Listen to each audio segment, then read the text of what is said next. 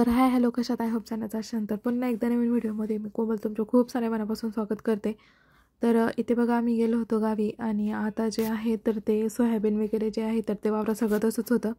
आणि पाऊस चालू झाला तेव्हा लावले होते आंब्याचे झाडे, पण तेव्हा त्याच्यासोबत ज्या काठ्या आल्या होत्या तर त्या खूप छोट्या झाल्या होत्या. त्याला दुसऱ्या त्याच्या सपोर्टसाठी मोठी काठी जी आहे तर ती लावायची होती आणि शेताच्याच कडेला होतं ते बांबूचं बेट म्हणजेच की बांबू.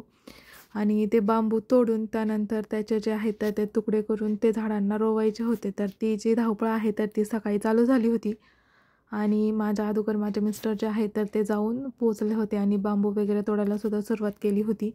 त्यानंतर कारण माऊ मागे लागेल म्हणून तिला फसवून जे आहे तर ते आम्ही आलो होतो मागे शेतात. तर हे जे शेत आहे तर ते घरामागेच आहे, पण नॉर्मली आता काही शेतात गवत वगैरे भरपूर असतं आणि ऊन वगैरे पडतं, त्याच्यामुळे जे सरपटणारे प्राणी आहेत तर ते निघतातच. त्यांच्या खूप सारी भीती असते, त्यामुळे मग तिला आणि कौस्तुभलासुद्धा आणलं नव्हतं. आम्ही दोघं जे आहे तर ते आलेलो. तर इथे बघा, तर इथे आहेत मिरच्या लावलेल्या आणि त्यांना घातलेल्या आहे राख. तर हे असं केलं तर त्या झाडांवरती मावा पडत नाही किंवा मग ती झाडं लवकर वाढतात यासाठी. तर इथे बघा, काम जे आहे बांबू तोडायचं तर ते चालू होतं. तर बांबू तोडून झाल्यानंतर तो मध्ये तोडून अशा ज्या त्याच्या चिरा आहेत तर ते या पद्धतीने करून घेतल्या होत्या आणि त्यानंतर आता आम्ही चाललो होतो ते झाडांना लावायला. तर बघा, त्याच्यासोबत जे आहे तर त्या आल्या होत्या बांबू त्याच्यासोबत रोपं जेव्हा लावले तेव्हा. पण नॉर्मली तेव्हा ते आले ना ते खूप छोटे होते आणि तेव्हा लावायचीच घाई गडबड होती, तेव्हा काही तोडले वगैरे नव्हते बांबू. तर म्हटलं आता जरा थोडेसे ते स्टेबल पण झाले असतील आणि मोठे पण, कारण तेव्हा कसे ते मुळं वगैरे नवीन असतात. आता नाही म्हटलं तरी 3 मंथ तर झाले ते लावून. तर त्यामुळे म्हटलं की त्याच्यासाठी आता ज्या काठ्या आहेत तर त्या लावू. तर भरपूर सारं गवत होतं, त्याच्यावर मी शेताच्या कडेनी चाललेली आहे पुन्हा. मिस्टर तर त्या गवतातूनच गेलेले होते. मला खूप सारी भीती वाटते म्हणून इकडून जे शेताच्या बांधेच्या कडून जे जागा होती तर तिथून मी चाललेली होती आणि मोबाईलसुद्धा नीट पकडला नव्हता, कारण हातात जे आहे तर ते बांबूचे तुकडे वगैरे होते आणि एका हातात मोबाईल होता यासाठी. तर इथे तुम्ही बघू शकता सोयाबीनच्या कडेला किती मोठ्या प्रमाणात गवत आहे.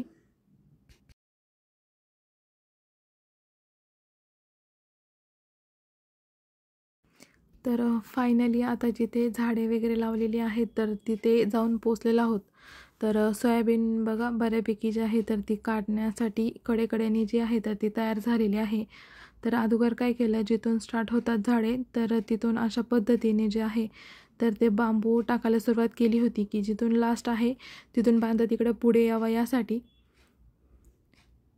तर इथेच शेताच्या कडेला जे कस्टर्ड ॲपल म्हणजे की सीताफळाची वगैरे झाडं, सीताफळ, चिंच त्याची झाडं जी आहे तर ती.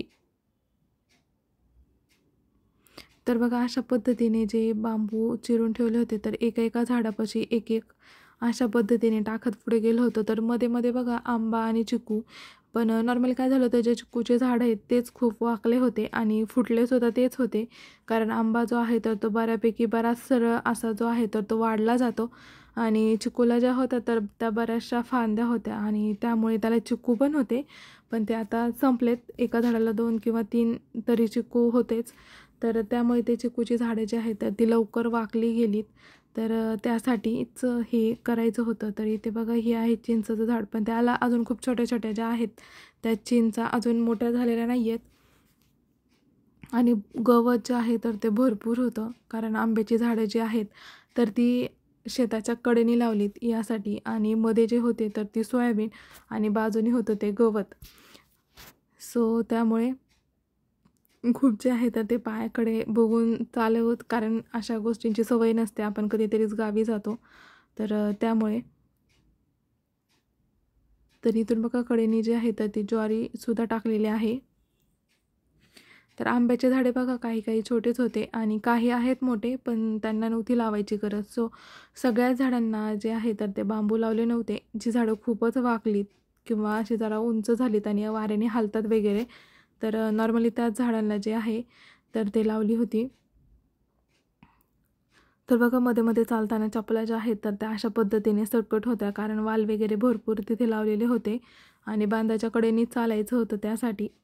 आणि सोयाबीन पण बऱ्यापैकी खूप अशी गुडघ्यापर्यंत वाढलेली होती, तर त्यामुळे त्यामधून रस्तासुद्धा लवकर निघत नव्हता किंवा काढतासुद्धा येत नव्हता. सो मी जे आहे तर ते बऱ्यापैकी मोबाईलच घेऊन होते आणि माझ्या मिस्टरांना मी लावलं होतं काम.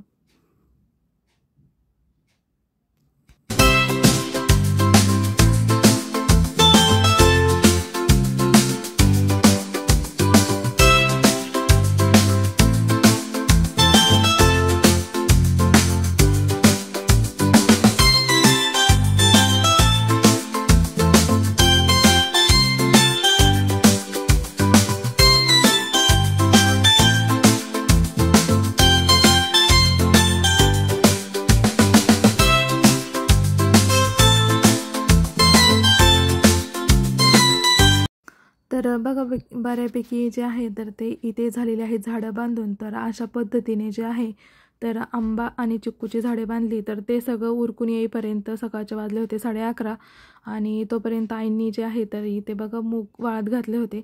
तर त्या साईडला होते ते हिरवे आणि हे पिवळे मूग. तुम्ही कधी पाहिले असाल की नाही, पण मलासुद्धा नव्हते माहीत. लास्ट इयरपासून आमच्याकडे हे मूग केले जातात आणि तेव्हापासून माहिती आहे. तर हे आहेत पिवळे मूग, पण नॉर्मली टेस्टला हे दोन्ही सारखेच असतात, काही एवढा त्यामध्ये फरक नसतो. तर त्या शेंगा वाळत घातल्या होत्या. तर चपात्या ज्या आहेत तर ती चपाती लाटायची होती. तर आई स्वयंपाक करत होत्या, कारण सकाळ सकाळ शेतात गेलं होतं त्यामुळे. आणि मग आता ते जे आहे आईंनी तापात ठेवलेले ते बऱ्यापैकी तापलेले आणि अशा पद्धतीने जे आहे तर मी ते ठेवले होते म्हणून की जेणेकरून जेवण वगैरे झाल्यानंतर ते नीट करून ठेवता येतील यासाठी. कारण ते बऱ्यापैकी जर वाळले तर लगेच अशा पद्धतीने ते मळून घेतले तर लगेच त्याचे दाणे आणि टरफलं जे आहेत तर ते बऱ्यापैकी वेगळे होतात आणि इझी पडतं. आपण जसं दाणक्याने कुटतो तर त्याला खूप सारा वेळ जातो किंवा टाईम जातो आणि त्याने कचरासुद्धा खूप होतो की ते खूप उपना हे पाखडायला वगैरे लागतं. तर ह्या पद्धतीने तुम्ही जर केलं तर एकदा जरी तुम्ही उपनलं तरी तुमचे जे मूग आहेत तर ते बऱ्यापैकी स्वच्छ होतात किंवा त्यासाठी जास्त जी मेहनत आहे ती करावी लागत नाही.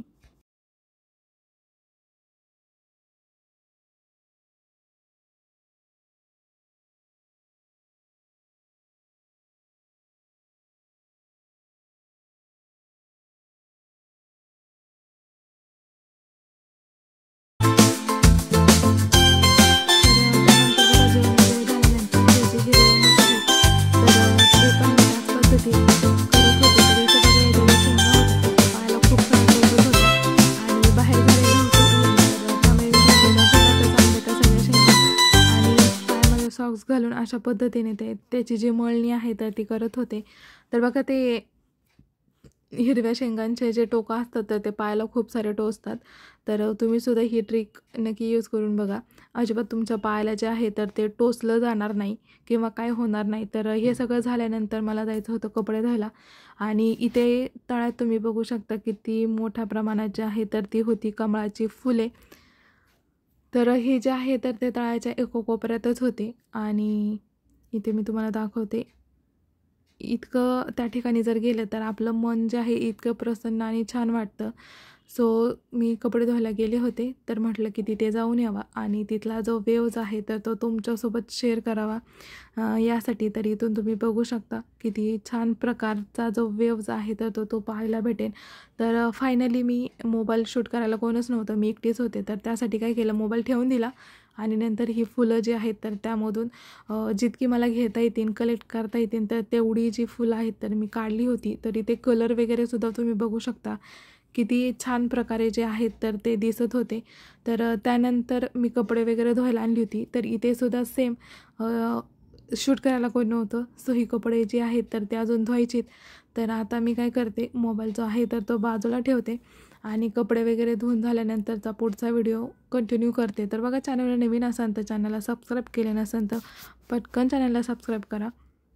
तर इथे बघा कपडे जे आहेत तर ते झाले आहेत धुवून आणि फुलं वगैरे सगळी कलेक्ट केली. तर फायनली बघा घरी गेल्यानंतर नॉर्मली संध्याकाळचे वाजले होते 4:30 पावणे 5 आणि बऱ्यापैकी जे आहे तर ते ऊन झालं होतं कमी आणि माऊ पडली होती आजारी. सो तिला आम्ही घेऊन गेलो होतो हॉस्पिटलला. तर इथे बघा ह्या हॉस्पिटलला नेलं होतं, गर्दी वगैरे काहीच नव्हती आणि त्यानंतर हे आहेत ते थांबले होते मेडिकलमध्ये औषध घ्यायला.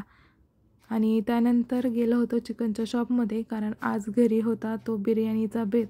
तर इथे बघा चिकन जे आहे तर ते स्वच्छ धुवून घेतल्यानंतर त्यामध्ये आलं, लसूण, हिरवी मिरची, कोथिंबीर, पुदिना यांचं जे मिश्रण आहे तर ते पेस्ट केली होती मिक्सरला, आणि ती जी पेस्ट आहे तर ती चिकनमध्ये ओतली होती. तर यामध्ये बघा आता आपण जे आहे मसाले टाकणार आहोत. तर बघा तुमच्या घरी जेवढे असतील नसतील तेवढे तुम्ही सगळे देखील मसाले टाकू शकता.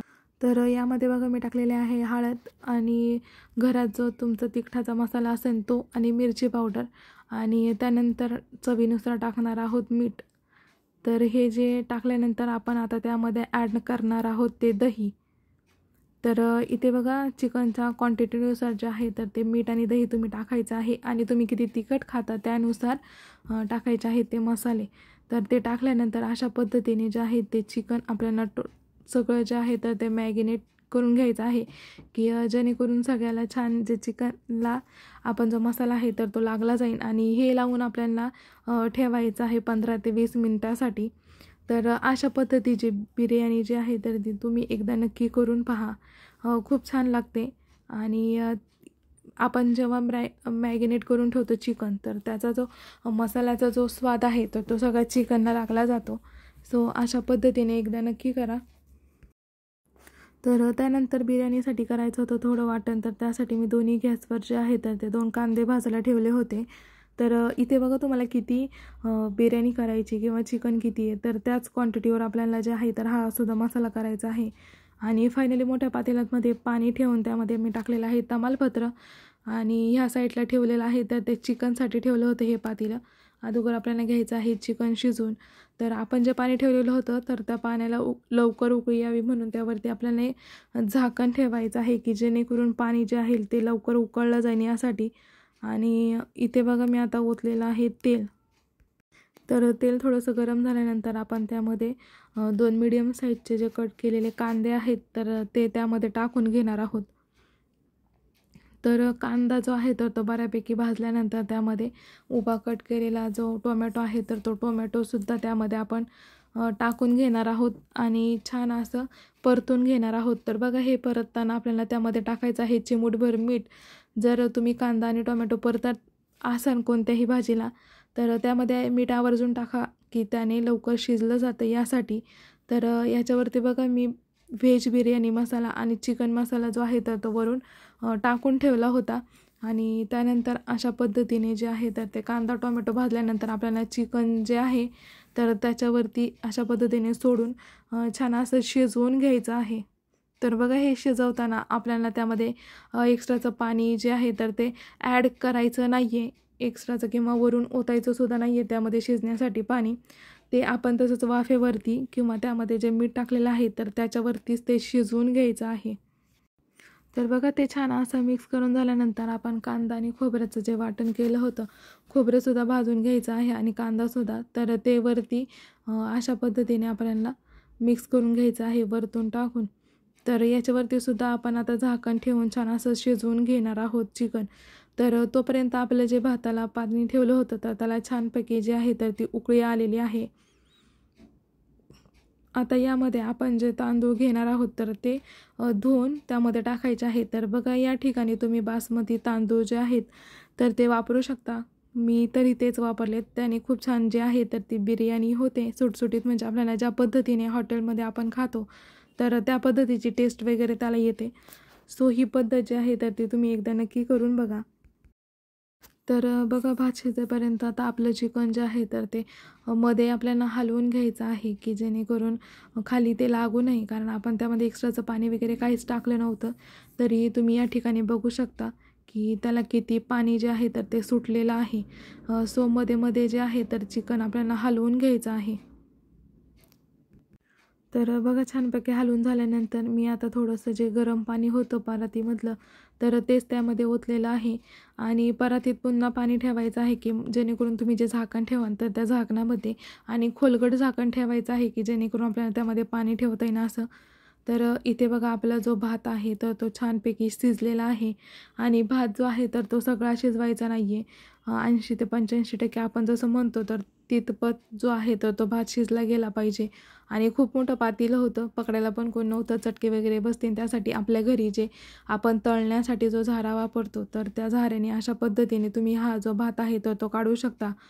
जर तो कोणी तुमच्या मदतीला वगैरे नसेल किंवा खूप मोठं पातेलं आहे आणि ते उचलायचं कसं, गरम वगैरे असतं, चटके वगैरे लागण्याचे खूप सारे चान्सेस असतात. तर त्यासाठी अशा पद्धतीने जे आहे तर ते तुम्ही करू शकता. तर मी जे आहे तर ते पटकन काढण्याचा ट्राय करत होते, कारण तुम्ही जितकं गरम पाण्यात जो भात आहे तो ठेवसान तर तो तितका फुगला जाईल आणि नंतर आपण जेव्हा बिर्याणीला दम देतो किंवा वाफ येण्यासाठी ठेवतो तर हे जे तांदूळ आहेत ते खूप सारे शिजले जातात आणि त्याच्यात तुकडे पडतात. तर यासाठी जितका पटकन तुम्हाला हा जो राईस आहे तो पाण्यामधून काढता येईल तर तितका पटकन तुम्ही काढून घ्यायचा आहे. तर त्यानंतर बघा मी जे भाताचं पातेलं होतं तर तेच रिकामं करून घेतलेलं आहे आणि खाली अशा पद्धतीने ठेवलेले आहेत बटाटे. तर हे बटाटे का ठेवायचे बघा, आपण जेव्हा गॅसवरती ठेवतो मंद आचेवरती तर भात जो आहे तर तो खालून करपायचे खूप सारे चान्सेस असतात. तर तो करपू नये यासाठी कच्चा बटाटा जो आहे तर तो अशा पद्धतीने ठेवायचा आहे कापून. आणि त्यानंतर सर्वात अगोदर आपण त्यामध्ये टाकणार आहोत भात. तर तो बघा अशा पद्धतीने टाकून घ्यायचा आहे. खालचा जो बेस आहे तर तो बऱ्यापैकी मोठाच लेयरचा करायचा आहे, कारण खालून वाफ निघायला खूप सारा वेळ लागतो त्यामुळे. तर अशा पद्धतीने आहे तर तो बऱ्यापैकी भात काढून झाल्यानंतर आपल्याला त्यामध्ये द्यायचा. तर त्यामध्ये बघा आपल्याला अशा पद्धतीने जे आहे तर ते चिकन टाकून घ्यायचं आहे आणि चिकन टाकताना त्यासोबतची जी ग्रेव्ही झालेली असते तर तीसुद्धा आपल्याला त्यामध्ये टाकायची आहे, की जेणेकरून खालचा जो भात आहे किंवा बटाटे वगैरे तर त्याला शिजण्यासाठी मदत होईल. कारण हा जो भात आहे तर तो आपण पूर्णपणे शिजवत नाही. नॉर्मली 75% किंवा 80% म्हणायला काही हरकत नाही, इतपत तो जो तांदूळ आहे तर तो शिजला जातो. आणि आपण जर असा ड्रायच ठेवला तर मग तो शिजणार कसा. तर त्यासाठी त्याची जी ग्रेव्ही आहे तर ती एक्स्ट्राची त्याच्यावरून आपल्याला ओतून घ्यायची आहे. तर बघा हा लेअर झाल्यानंतर तुम्ही किती किलोची करताय त्याच्यावरती डिपेंड आहे. तर तुम्ही 1 किंवा 2 अशा पद्धतीने लेअर लावू शकता. मी तरी आज 2 लावणार आहे. तुम्ही 1 लावला तरी काही हरकत नाही. तर अशा पद्धतीने त्याची जी एक्स्ट्राची ग्रेव्ही त्याच्यासोबत जी झाली होती तर ती मी त्यावरती ओतून घेतलेली आहे.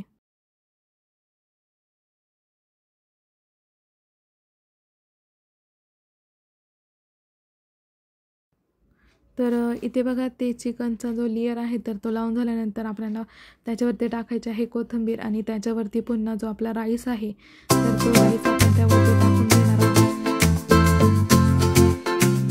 तर बघा अशा पद्धतीने आहे. तर बघा या ठिकाणी तुम्ही ना आपला जो तळलेला कांदा आहे तर तो सुद्धा टाकू शकता किंवा मग आपले जे काजू आहेत तर ते तुपामध्ये किंवा तेलामध्ये तळायचे आणि ते सुद्धा त्याच्यावरती गार्निशिंगसाठी तुम्ही टाकू शकता. त्यानेसुद्धा खूप छान टेस्ट येते.